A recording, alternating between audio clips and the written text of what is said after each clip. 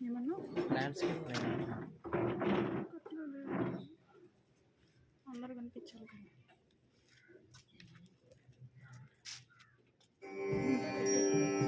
వందే మాతరం వందే మాతరం సుజలాం సుఫలాం మలయజ శీతలాం సస్యశ్యామలాం మాతరం వందే మాతరం శుభ్రజ్యోత్స్నా పులకితయామినీ పుల్లకుసుమిత ద్రుమదళ శోభినీ సుహాసినీ సుమధుర భాషినీ సుఖదాం వరదాం మాతరం వందే మాతరం.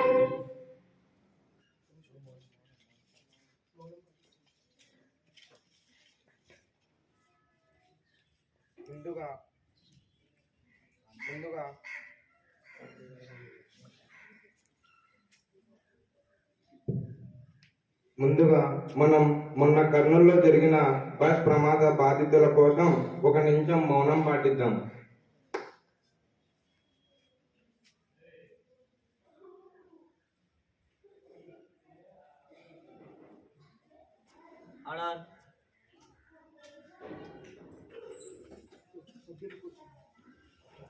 కూర్చోండి.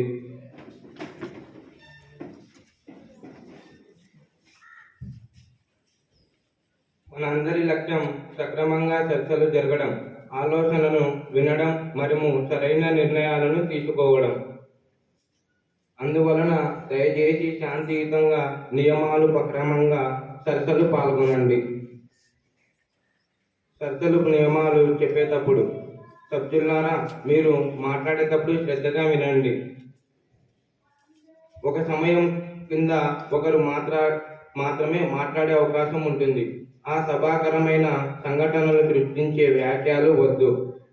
ప్రశ్న సమయంలో ప్రతి మంత్రి లేదా సభ్యుడు ప్రశ్నలకు సమాధానం ఇవ్వడం ద్వారా సత్యాన్ని తెలియజేయాలి.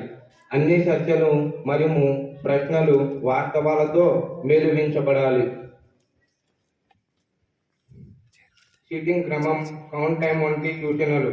సభ్యులారా దయచేసి మీ సీట్లో కూర్చోండి. ప్రతి అంశానికి క్రమంగా చర్చలు జరుగుతాయి. మా సమయం పరిమితి కింద ప్రతి ఒక్కరూ సమర్థవంతంగా మాట్లాడాలి. ముందుగా సభానాయకుడు మాట్లాడవలసిందిగా కోరుతున్నాను.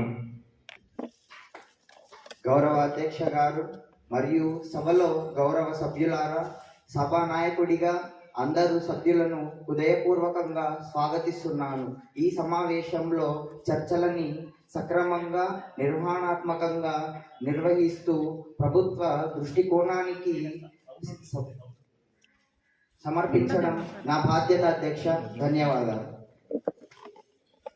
ప్రతిపక్ష నాయకుడిని మాట్లాడవలసిందిగా కోరుతున్నాను.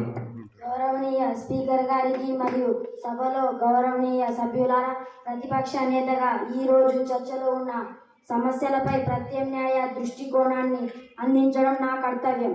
ప్రభుత్వం చేసిన ప్రయత్నాలను మేము ప్రశంసిస్తున్నాం, కానీ కొన్ని విభాగాలు మరింత శ్రద్ధ మరియు మెరుగుదల అవసరం ఉన్నాయని మేము విశ్వసిస్తున్నాం.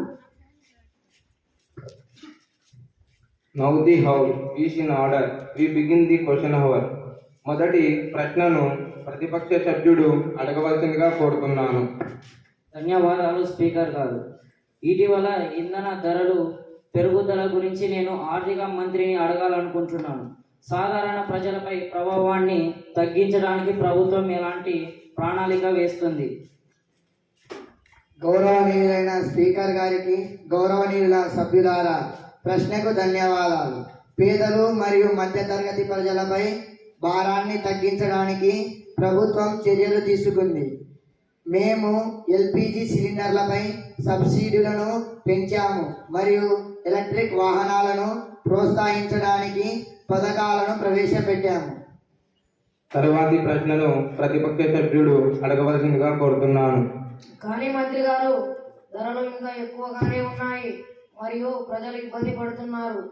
ధరలను తగ్గించడానికి ప్రణాళిక ఏమిటి? దేశీయ ఉత్పత్తిని పెంచడానికి మరియు దిగుమతులను తగ్గించడానికి మేము చమురు కంపెనీతో కలిసి పనిచేస్తున్నాము. రైతులు మరియు రవాణాదారులపై ఉపశమనం కలిగించే మార్గాన్ని కూడా మేము అన్వేషిస్తున్నాము. తరువాతి ప్రశ్నను ప్రతిపక్ష సభ్యుడు అడగవలసిందిగా కోరుతున్నాను.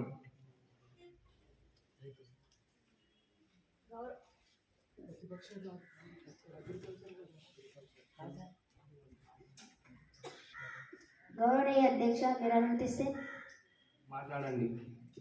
గౌరవనీయ సభ్యులారా, మా ప్రభుత్వం రైతులకు మద్దతు ఇవ్వడానికి పంట బీమా మరియు ఎరువులపై సబ్సిడీలు సహచర వలన ప్రవేశపెట్టిందని ఈ సభాముఖంగా తెలియజేస్తున్నాను.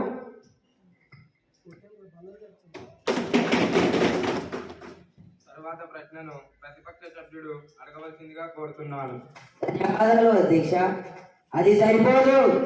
రైతులు ఇప్పటికీ కరువు మరియు పంట వైఫల్యంతో ఇబ్బంది పడుతున్నారు.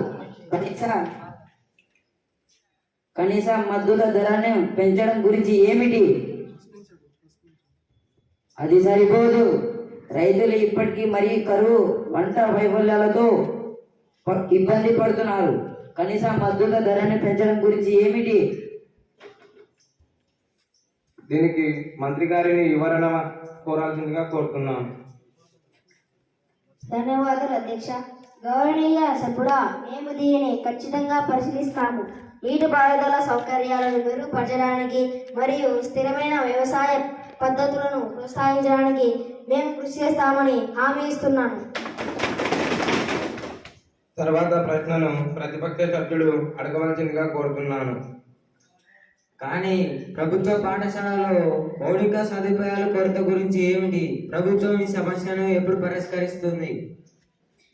దీనికి మంత్రి గారిని వివరణ ఇవ్వాల్సిందిగా కోరుతున్నాను. స్పీకర్ గారికి యువతకు సాధికారత కల్పించడానికి మరియు ఉపాధిని మెరుగుపరచడానికి మా ప్రభుత్వం విద్య మరియు నైపుణ్య అభివృద్ధి ప్రాధాన్యత ఇచ్చిందని నేను జోడించాలనుకుంటున్నాను. తర్వాతి ప్రశ్నను ప్రతిపక్ష సభ్యుడు అడగవలసిందిగా కోరుతున్నాను.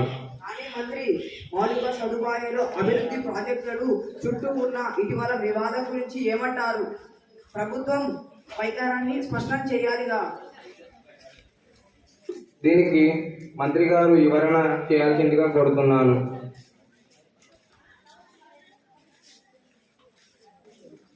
ధన్యవాదాలు సభ్యుడా. మా ప్రాజెక్టులలో పారదర్శకత మరియు జవాబుదారీతనానికి మేము కట్టుబడి ఉన్నాము. అవసరమైన అన్ని అనుమతులు పొందబడ్డాయని మరియు వాటాదారులను సంప్రదించాలని మేము నిర్ధారిస్తాము. సమయం ముగిసింది. సభ్యుల్ని మరొక అంశంలో ప్రవేశిద్దాం. పాఠశాల సిలబస్లో ఆర్టిఫిషియల్ ఇంటెలిజెన్స్ అనే బిల్లు ప్రవేశపెట్టడానికి విద్యాశాఖ మంత్రి మాట్లాడవలసిందిగా కోరుతున్నాను. గౌరవనీయ అధ్యక్ష, పాఠశాల సిలబస్లో ఆర్టిఫిషియల్ ఇంటెలిజెన్స్ని నేను ప్రవేశపెడుతున్నాను. ఈ బిల్లు 9వ తరగతి నుండి పాఠశాలలో ఏఐ విద్యను ప్రవేశపెట్టడం, భవిష్యత్తుకు అవసరమైన నైపుణ్యాలతో విద్యార్థులను శక్తివంతంగా తీర్చిదిద్దడం ఈ లక్ష్యం. దీనికి ప్రతిపక్ష సభ్యుడు ప్రశ్నకు అడగవలసిందిగా కోరుతున్నాను. ధన్యవాదాలు స్పీకర్ సార్. మేము ఈ ఆలోచన మద్దతు ఇస్తున్నప్పటికీ అమలు గురించి మేము ఆందోళన చెందుతున్నాము. గ్రామీణ పాఠశాల అవసరమైన మౌలిక సదుపాయాలు ఉన్నాయని ప్రభుత్వం ఎలా నిర్ణయిస్తుంది?